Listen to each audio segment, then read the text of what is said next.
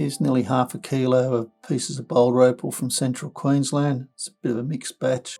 Could have Koroit material from up Yower way. Don't know. It's been bought as offcuts. The rule's in millimetres. I'll just zoom in a bit. These have just been randomly scooped out of a bucket.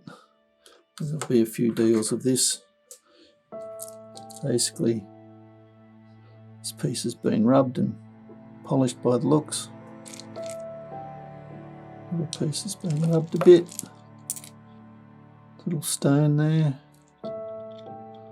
Piece like that hasn't got anything much in it at all. Little eye of colour on the end. I think you'll find most of them have got some sort of colour, bit of matrix.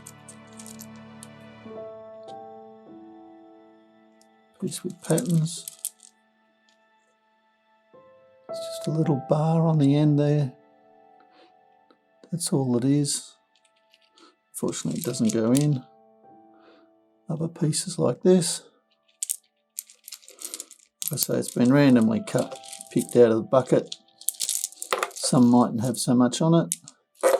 I haven't staged it. I've just literally picked out the scoop and made this parcel. Anyway, I hope you've enjoyed. Cheers.